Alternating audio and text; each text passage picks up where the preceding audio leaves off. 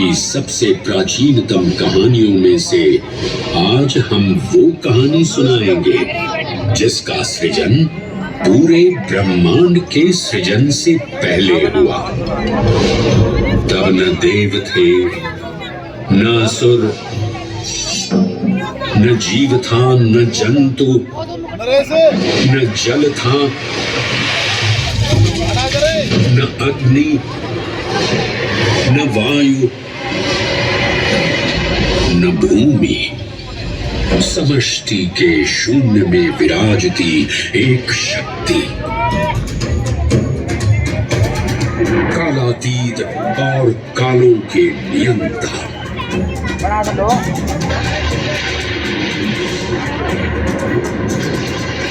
विधाता भी और विध्वंसक भी, अखंड, अचल, अविनाशी। ये कथा है उस महादेव के महाकाल स्वरूप की, जो सृष्टि के आरंभ भी हैं और काल के आगमन भी हैं। वे ही काल के सृजन करता और नियंत्रण करता भी हैं।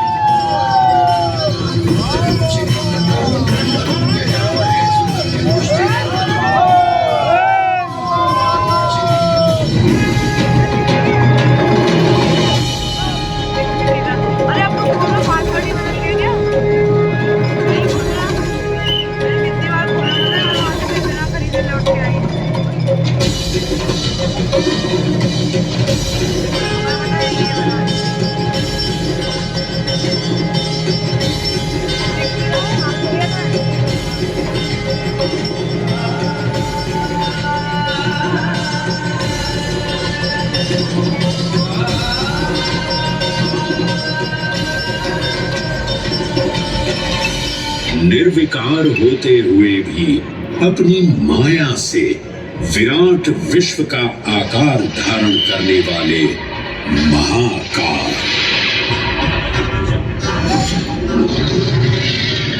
मेरुगिरी को धनुष और भगवान विष्णु को बाण बना दैत्यों के 3 पुरों का नाश करने वाले महाकाल। वो महाकाल जो तीनों लोकों में विद्यमान सभी शिवलिंगों में प्रधान है।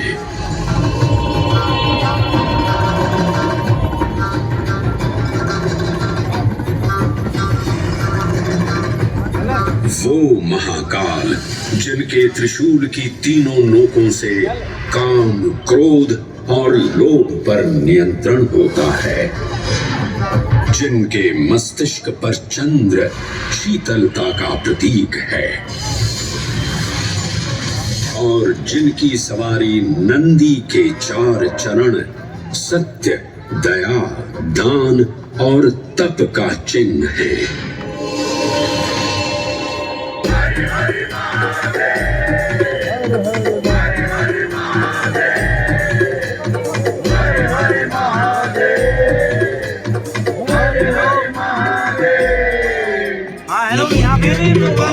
सौख्यं न दुःखं न मन्त्रो न तीर्थं न वेदा न यज्ञः अहं भोजनं न भोज्यं न भोक्ता चिदानन्दरूपः शिवोऽहं शिवोऽहम्।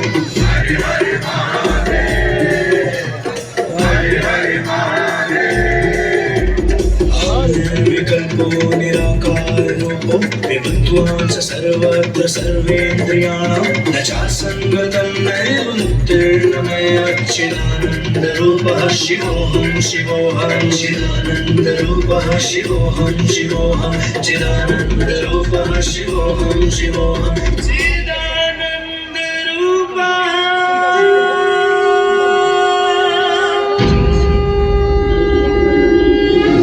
वराह पुराण में कहा गया है, नाभिदेशे महाकालस्तन्नाम्ना तत्र वै हरः, अर्थात नाभिदेश उज्जैन में स्थित भगवान महाकालेश्वर तीनों लोकों में पूजनीय हैं।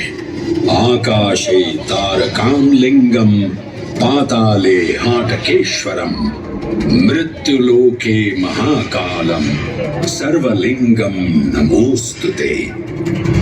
आकाश में तारक लिंग के रूप में, पाताल में हाटकेश्वर के रूप में और मृत्युलोक में महाकाल के रूप में स्थित भगवान शिव को प्रणाम। समस्त लिंग स्वरूपों में विद्यमान भगवान शिव को सादर नमस्कार। नाभिदेश उज्जैन का अटूट बंधन है महाकाल के साथ, जो महाकाल स्तोत्र में उल्लिखित है।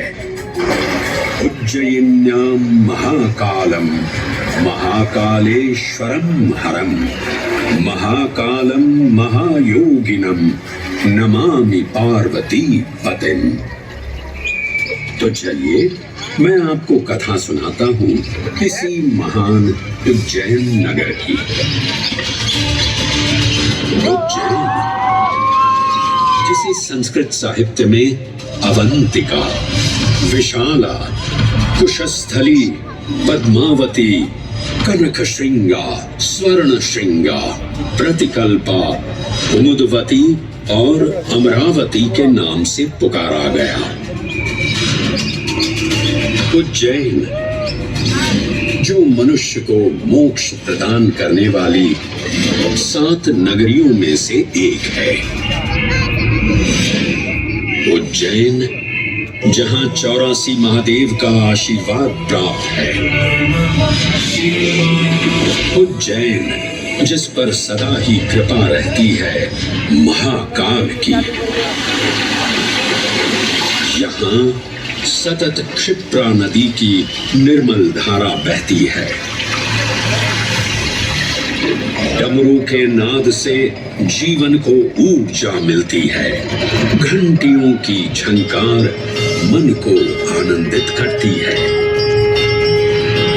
और यहाँ का आकाश शिव आशीष स्वरूप है। श्मशान ऊषर क्षेत्र पीठम तु मनमेव च पंचकत्र न लभ्यते महाकाल पुरद्दते।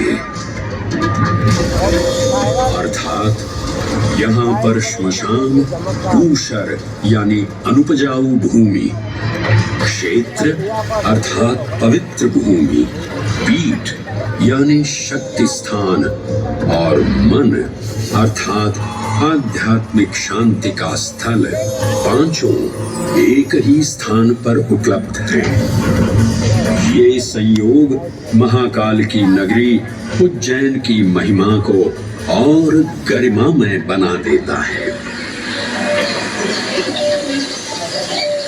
उज्जैन के इस अलौकिक स्वरूप से प्रभावित हो महाकवि कालिदास अपने काव्य मेघदूत में लिखते हैं, हे जलधर, यदि महाकाल के मंदिर में समय से पहले तुम पहुंच जाओ तो तब तक वहां ठहर जाना जब तक सूर्य आंख से ओझल न हो जाए। शिव की संध्याकालीन आरती के समय नगाड़े जैसी मधुर ध्वनि करते हुए तुम्हें अपने धीर गंभीर गर्जनों का पूरा फल प्राप्त होगा।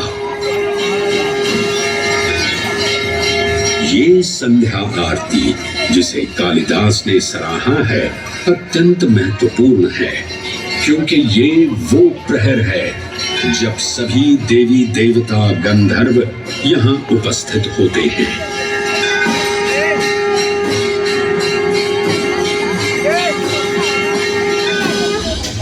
उज्जैन की महिमा अद्वितीय है।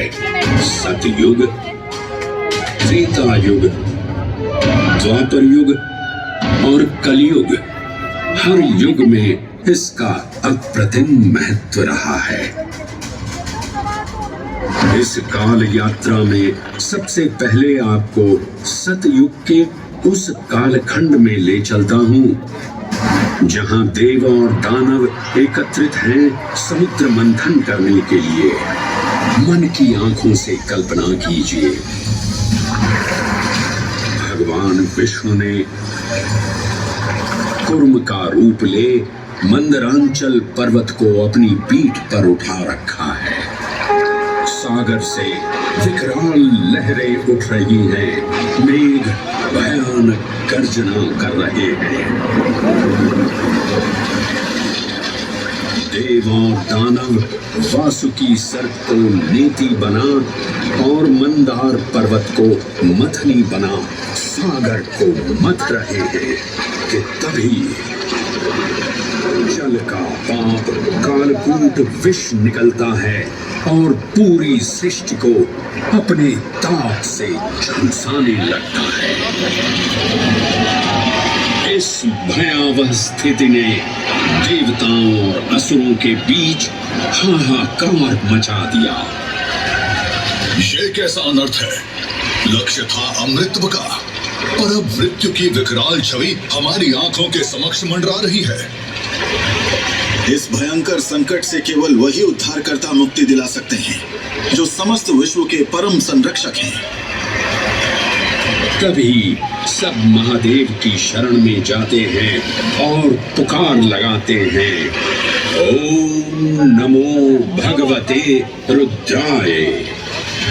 और फिर तुष्टा महादेव भक्तों की गुहार सुनते हैं, कैलाश से उतरते हैं, विष को अपनी अंजुलि में भर अपने कंठ में धारण करते हैं।